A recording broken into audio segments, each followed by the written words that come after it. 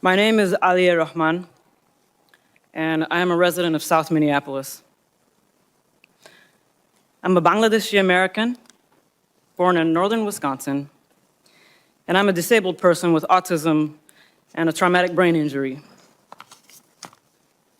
Not all autistic brains do this, but mine fixates on sounds, numbers, and patterns.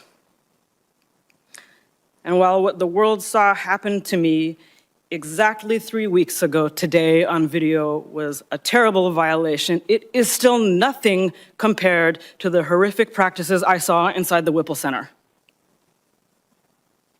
So I am here today with a duty to the people who have not had the privilege of coming home, and I offer this data because these practices must end now. On January 13th, on the way to my 39th appointment at Hennepin County's Traumatic Brain Injury Center, I encountered a traffic jam caused by ICE vehicles and no signs indicating how to get around it. I had not wanted to pull into a blocked, chaotic intersection, but verbally agreed to do so and rolled down my window after an agent yelled, "Move! I will break your effing window!" His first instruction. Agents on all sides of my vehicle yelled conflicting threats and instructions that I could not process while watching for pedestrians. Then the glass of the passenger side window flew across my face. I yelled, "I'm disabled," at the hands grabbing at me, and an agent said, "Too late." I felt immersed in a pattern, and I thought of Jenoah Donald, an autistic black man killed by police during a traffic stop in 2021. I remembered Mr. Silverio Villegas González, who was killed by ICE in his vehicle last year. An agent pulled a large combat knife in front of my face, which I thought was for cutting me, and later learned was used to cut off my seatbelt. Shooting pain went through my head, neck, and wrists when I hit the ground face first and people leaned on my back. I felt the pattern, and I thought of Mr. George Floyd, who was killed 4 blocks away.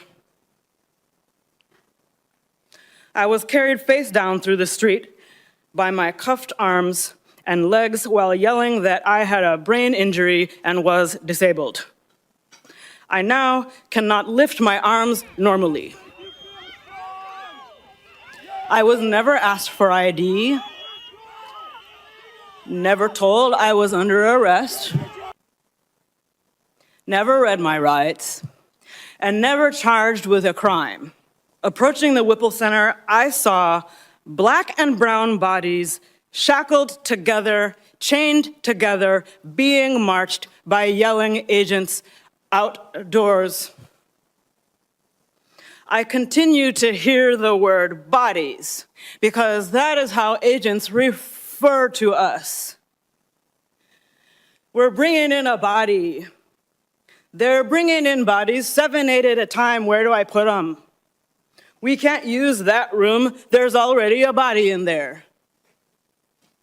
You have no reason to believe you will make it out alive if you are already being called a body. Agents repeatedly had to stop and ask how to do tasks. I received no medical screening, phone call, or access to a lawyer. I was denied a communication navigator when my speech began to slur.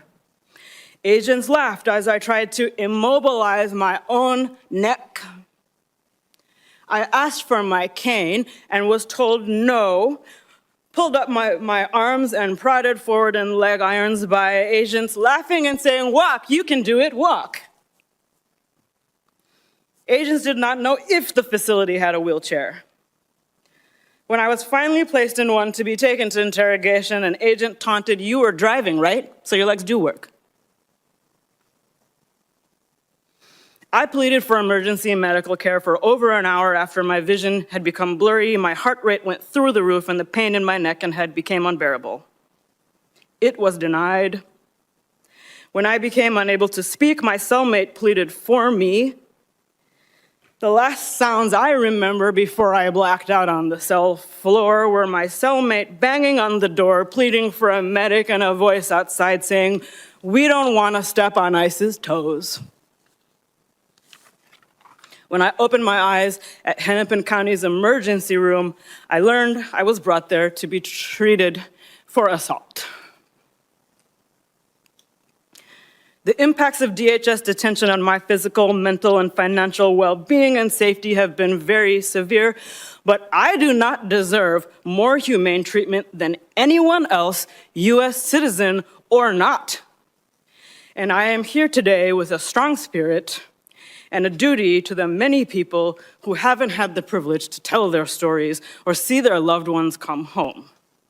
I am extremely distressed by the pattern that violence from law enforcement has been happening to Black and Indigenous communities for centuries, and to DHS survivors for over 20 years. We call ourselves a civilized nation, but we lack rules and accountability around what a person claiming to be law enforcement is permitted to do to another human being. I am not afraid. And I'm not afraid to keep working on this problem, even after ICE is gone.